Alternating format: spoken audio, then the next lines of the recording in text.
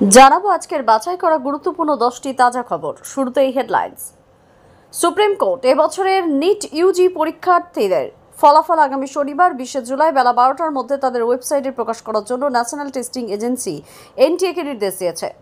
মালদার মানিকচকের এনায়েতপুরে বিদ্যুৎ বিভ্রাটের জেরে গ্রামবাসীদের প্রতিবাদ বিক্ষোভকে কেন্দ্র করে পরিস্থিতি আজ উত্তপ্ত হয়ে ওঠে। আক্রান্ত হন আইসি সহ বেশ কয়েকজন পুলিশ কর্মী। পুলিশের পাল্টা গুলিতে 3 বিক্ষোভকারী আহত হয়েছেন। পরিস্থিতির প্রেক্ষিতে রাজ্য সরকার সেখানে আইন শৃঙ্খলা নিয়ন্ত্রণে সব ধরনের ব্যবস্থা গ্রহণের নির্দেশ দিয়েছে। ঘটনার নিন্দা বিজেপি সহ বিরোধীদের। শিল্প পরিকাঠামোর উন্নয়নের বানতলায় লেদার কমপ্লেক্সে আরও 10,000 কোটি টাকার বিনিয়োগ হতে চলেছে। কুলতলি কাণ্ডে মূল অভিযুক্ত সাদ্দাম সর্দারকে 12 দিনের পুলিশি হেফাজতে পাঠানো হয়েছে, আর এক অভিযুক্ত মান্নান খানের 5 দিনের পুলিশি হেফাজত।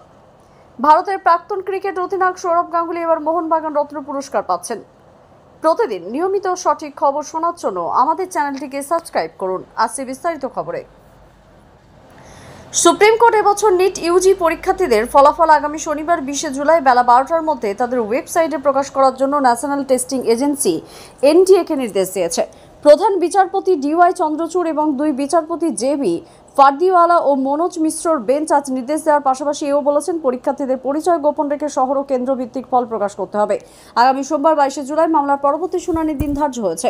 শীর্ষ আদালত আরও বলেছে, নিট ইউজি প্রশ্নপত্র ফাঁসের ব্যাপারে মাত্রায় প্রভাব পড়ার জোরালো প্রমাণ পাওয়া গেলে তবেই পুনরায় পরীক্ষা নেওয়া যেতে পারে। ডাক্তারি প্রবেশিকা পরীক্ষায় নিট ইউজিতে অনিয়ম এবং দুর্নীতির অভিযোগ দায়ের হওয়া 40টিরও বেশি আবেদনের শুনানির সময় প্রশ্নপত্র ফাঁসের ঘটনায় চলতি তদন্তের বিষয়ে বেঞ্চ বলেন, এ ব্যাপারে সিবিআইয়ের হাতে যে তথ্য এসেছে তা প্রকাশ্যে আনা হলে তদন্ত প্রক্রিয়ার ওপর প্রভাব ফেলতে পারে।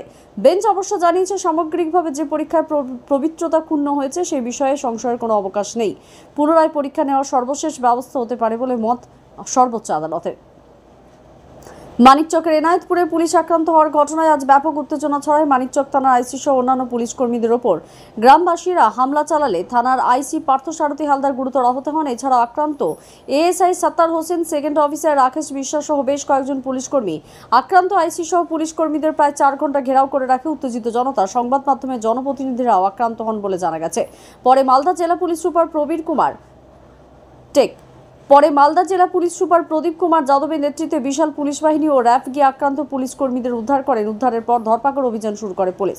আর এই অভিযান শুরুতেই গোটা এলাকা কার্যত শুনশান হয়ে পড়ে বলে খবর। জেলা পুলিশ সুপার প্রদীপ কুমার যাদব জানিয়েছেন, উল্লেখ্য, ঘন ঘন বিদ্যুৎ বিভ্রাট ও বেহাল বিদ্যুৎ পরিষেবার প্রতিবাদে এনায়েতপুরবাসী মালদা রাতুয়া রাজ্য সড়ক অবরোধ করে বিক্ষোভ দেখাচ্ছিলেন। এই খবর পেয়ে মানিকচক থানার পুলিশ অবরোধ তুলতে গেলে পরিস্থিতি অগ্নিগর্ভ হয়ে ওঠে।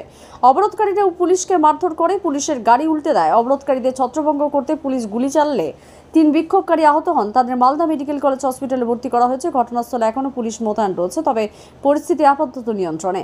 মালদার মানিকচকে বিদ্যুৎ বিভ্রাটের জেরে গ্রামবাসীদের প্রতিবাদকে ঘিরে পরিস্থিতি উত্তপ্ত হয়ে ওঠায় রাজ্য সরকার সেখানে আইন শৃঙ্খলা নিয়ন্ত্রণে সব ধরনের ব্যবস্থা নেওয়ার জন্য জেলা প্রশাসনকে নির্দেশ দিয়েছে। এই ঘটনার পরেই মুখ্য সচিব ভগবতী প্রসাদ গোপালিকা মালদার জেলা শাসককে ফোন করে সেখানে কোনো রকম প্রশাসনিক গাফিলতি যেন না থাকে সেই বিষয়ে সতর্ক করে দিয়েছেন। প্রয়োজনে তিনি এলাকায় গিয়ে সরেজমিনের পরিস্থিতি খতিয়ে দেখার নির্দেশ দিয়েছেন বলে নবান্ন সূত্রে জানা গিয়েছে। এদিকে স্থানীয় মানুষজনের সহযোগিতায় মানিকচকের এনায়েতপুরে 3টি টাওয়ার বসানোর কাজ সম্পন্ন করতে পারলেই 15 দিনের মধ্যে ওই অঞ্চলে উন্নত বিদ্যুৎ পরিষেবা দেওয়া সম্ভব হবে বলে রাজ্যের বিদ্যুৎ মন্ত্রী অরূপ বিশ্বাস দাবি করেছেন। তিনি আজ এক প্রেস বিবৃতিতে বলেন, এনায়েতপুরে যে ঘটনা ঘটেছে তা অত্যন্ত দুঃখজনক, তবে এটি লোডশেডিং জনিত নয় বলে দাবি করে বিদ্যুৎ মন্ত্রী জানান, মালদা পাওয়ার গ্রিড থেকে মানিকচক পর্যন্ত 132 কেভি উচ্চ পরিবাহী লাইনের জন্য 89টি টাওয়ারের মধ্যে 86টির কাজ ইতিমধ্যেই সম্পন্ন হয়েছে, কিন্তু মালদার ইংলিশ বাজারে বাকি 3টি টাওয়ার বসানোর কাজ স্থানীয় মানুষের অসহযোগিতায় সম্পন্ন করা যাচ্ছে না। 10 মাস ধরে বিদ্যুৎ দপ্তর ও পুলিশ প্রশাসন এ ব্যাপারে চেষ্টা চালিয়ে যাচ্ছে বলেও তিনি জানান। সিপিআইএম নেতা সুজন চক্রবর্তী অবশ্য মানিকচকের ঘটনা লোডশেডিং জনিত নয় বলে বিদ্যুৎ মন্ত্রী দাবি খারিজ করে দিয়েছেন। বিজেপি মানিকচকের ঘটনা তীব্র নিন্দা করেছে। মালদার টেক দলের রাজ্য সভাপতি কেন্দ্রীয় মন্ত্রী সুকান্ত মজুমদার বলেছেন, প্রশাসনের উপর থেকে মানুষের বিশ্বাস উঠে যাচ্ছে। রাজ্যের বিভিন্ন জায়গায় আক্রান্ত হচ্ছে পুলিশ। এদিকে রাজ্যের মন্ত্রী সাবিনা ইয়াসমিন ঘটনার দুঃখ প্রকাশ করে বলেছেন, পুলিশ আক্রান্ত হওয়ার পরে আত্মরক্ষার্থে পাল্টা গুলি চালাতে বাধ্য হয়। কী কারণে এই ঘটনা ঘটে তা খতিয়ে দেখা হবে বলে তিনি জানিয়েছেন। অন্যদিকে তৃণমূল কংগ্রেস নেতা কুণাল ঘোষ বলেছেন, আইন শৃঙ্খলা রক্ষায় পুলিশকে মানিকচকে পাল্টা পদক্ষেপ নিতে হয়েছে। এই ঘটনায় যারা গোলমাল করেছে তাদের পিছনে বাম কংগ্রেসের মদত আছে বলেও কুণালবাবু অভিযোগ করেন। বিদ্যুতের অতিরিক্ত বিল নিয়ে ভিক্টোরিয়া হাউসের সামনে সভা করতে চেয়ে বিজেপি কলকাতার হাইকোর্টের দ্বারস্থ হয়েছে। উত্তর কলকাতার বিজেপি নেতা তময় ঘোষ এই নিয়ে মামলা দায়ের করেছেন। তার বক্তব্য, একতরফাভাবে সিএসসি গ্রাহকদের চড়া হারে বিদ্যুৎ বিল পাঠাচ্ছে। এর প্রতিবাদে বিজেপির মিছিল এবং বিক্ষোভ কর্মসূচির অনুমতি দিচ্ছে না পুলিশ, তাই তারা আদালতে দ্বারস্থ হয়েছেন। শিল্প পরিকাঠামো উন্নয়নের বানতলায় কলকাতা লেদার কমপ্লেক্সে আরও 10,000 কোটি টাকার বিনিয়োগ হতে চলেছে বলে রাজ্য সরকার জানিয়েছে। মুখ্যমন্ত্রী মমতা ব্যানার্জি আজ নবান্নে সেখানকার বর্তমান অবস্থা এবং পরিকাঠামো নিয়ে মুখ্য সচিব, সংশ্লিষ্ট বিভিন্ন দপ্তরের মন্ত্রী, সচিব সহ শিল্পপতিদের সঙ্গে পর্যালোচনা বৈঠক করেন। পরে মুখ্যমন্ত্রীর প্রধান উপদেষ্টা আলাপন বন্দ্যোপাধ্যায় সাংবাদিকদের বলেন, 1,150 একর জমির উপরে নির্মিত এই চর্মনগরীতে নতুন আরও 167টি ট্যানারি এবং 139টি ফুড ওয়্যার ইউনিট চালু হতে চলেছে। এর ফলে 10,000 কোটি টাকা বিনিয়োগ ছাড়াও 2.5 লক্ষ মানুষের কর্মসংস্থান হবে বলে তিনি জানান। রপ্তানি বৃদ্ধি পাবে।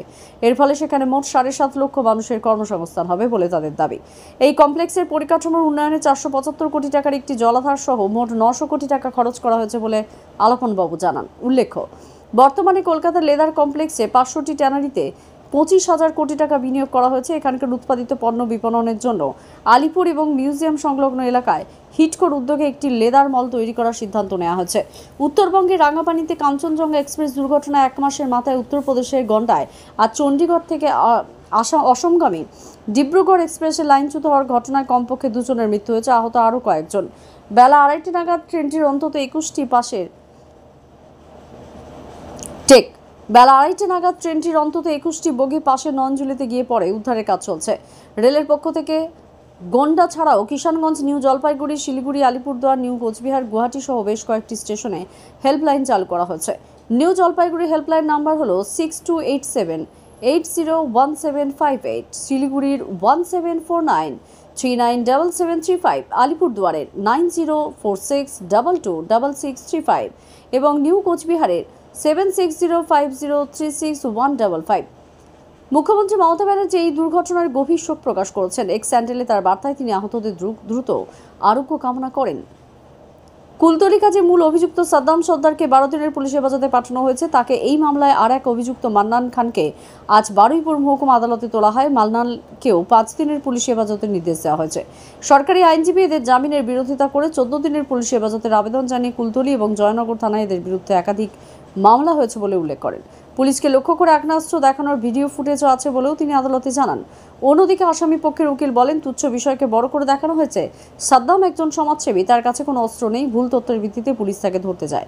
দুই পক্ষের সওয়াল জবাব শোনার পর বিচারক এই নির্দেশ দেন। উল্লেখ্য, পুলিশ গতরাতে বাণীধরল এলাকা থেকে সাদ্দাম এবং মান্নানকে গ্রেপ্তার করে। মান্নান খান নামে স্থানীয় ওই সিপিআইএম নেতার আলাঘরে সাদ্দাম লুকিয়েছিল বলে পুলিশ জানায়। ভেরির আগেই জানানো হয়েছে, নকল সোনা প্রতারণা মামলায় অভিযুক্ত সাদ্দামকে ধরতে গিয়ে গত সোমবার রাজ্য পুলিশ জালাবেরিয়া 2 নম্বর গ্রাম পঞ্চায়েত এলাকায় প্রবল বাধার সম্মুখীন হয়। অভিযুক্তকে ছিনিয়ে নিয়ে চম্পট দেয় তার ভাইরা। আহত হন 3 পুলিশ কর্মী। ওই দিন সাদ্দামের স্ত্রী সহ 2 মহিলাকে পুলিশ গ্রেপ্তার করে। কুলতলির পয়তারহাট গ্রামে বসে দীর্ঘ 15 বছর ধরে নকল সোনার কারবার চালাচ্ছিল প্রতারক সাদ্দাম সর্দারের গোটা পরিবার। নকল সোনা বিক্রির পাশাপাশি জাল নোট চক্রের সঙ্গে যুক্ত ছিল এরা। কুলতলির পয়তারহাটের গ্রামে উঠেছিল কুলতলির পয়তারহাট গ্রাম হয়ে উঠেছিল নকল সোনার কারবারিদের মুক্তাঞ্চল। সাদ্দাম, তার ভাই সাইরুল এবং হাকাতের ছেলে শাহজাহানকে সামনে রেখে এই কারবার চলত। এই কাজে মহিলাদের ঢাল হিসেবে ব্যবহারকারী সাদ্দামের বাড়িতে মিলেছে গোপন এক সুড়ঙ্গ পথ। পুলিশ এই বিষয়ে তদন্ত করছে। গত মঙ্গলবার দুপুরে পয়তারহাট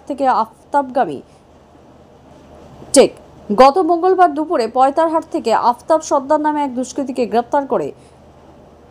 কারণেও সাদ্দামের ভাই সাইরুল সর্দার এখনো অধরা। গণপিটুনি এবং সালিশি সভা বসে অত্যাচারের একের পর এক ঘটনা। ইতিমধ্যেই হাওড়ার ডোমজুড়ে চুরির অপবাদ দিতে পরিচারিকার বাবা মা এবং ভাইকে বাড়িতে আটকে রেখে মারধর এবং চুল কেটে অভিযোগ পুলিশের মোট 7 জনকে গ্রেপ্তার করেছে। তাদের আজ হাওড়া আদালতে তোলা হলে 3 জনকে 5 দিনের পুলিশ হেফাজতের, বাকি 4 জনের 14 দিনের জেল হেফাজতের নির্দেশ দেওয়া হয়। পুলিশ এই ঘটনায় গতকালই 3 জনকে গ্রেপ্তার করে। আজ আরও 4 জনকে ধরা হয়। অভিযুক্ত ব্যবসায়ী পরিবারের দাবি, বাড়ি থেকে 20 লক্ষ টাকা নিয়ে পালিয়ে যায় মেয়েটি। যদিও পুলিশ জানিয়েছে প্রেমিককে বিয়ে করার জন্য দিন 25 আগে মেয়েটি পালিয়ে যায়। এরপর ব্যবসায়ী পরিবারটি পরিচারিকার বাবা মা এবং ভাইকে উত্তর কলোরা এলাকায় নিজেদের কারখানায় আটকে রেখে বেধড়ক মারধর করা হয় বলে অভিযোগ। মাথার চুল কেটে নেওয়া হয়। সেই ভিডিও ভাইরাল হলে ঘটনাটি প্রকাশ্যে আসে। নির্যাতিতারা প্রাণের ভয়ে জগদীশপুরে এক আত্মীয়র বাড়িতে আশ্রয় নিয়েছিলেন। খবর পেয়ে পুলিশ সেখান থেকে তাদের বাড়িতে ফিরিয়ে আনে। ভারতের প্রাক্তন অধিনায়ক সৌরভ গাঙ্গুলি এবার মোহনবাগান রত্ন পুরস্কার পাচ্ছেন। আগামী 29শে জুলাই মোহনবাগান দিবসের অনুষ্ঠানে সৌরভের হাতে এই সম্মান তুলে দেওয়া হবে। আজ ক্লাবের কার্যকারী কমিটির বৈঠকে এই সিদ্ধান্ত নেওয়া হয়। সৌরভ 9 বছর মোহনবাগানে খেলছেন। এবার মরণোত্তর জীবনকৃতি পুরস্কার দেওয়া হবে মোহনবাগানের প্রাক্তন হকি অধিনায়ক বিমল মুখার্জিকে। এছাড়া দিমিত্রি পেত্রাভোসে সেরা ফুটবলার, মনবীর সিং সেরা ফরওয়ার্ড, সুহেল ভাট সেরা জুনিয়র ফুটবলার, অভেলিন ঘোষ সেরা ক্রিকেটার, করুণাময় মাহাতো সেরা আলগিট, দিলীপ সেন সেরা রেফারির পুরস্কার পাবেন। আজকের মতো খবর এই পর্যন্তই। ধন্যবাদ।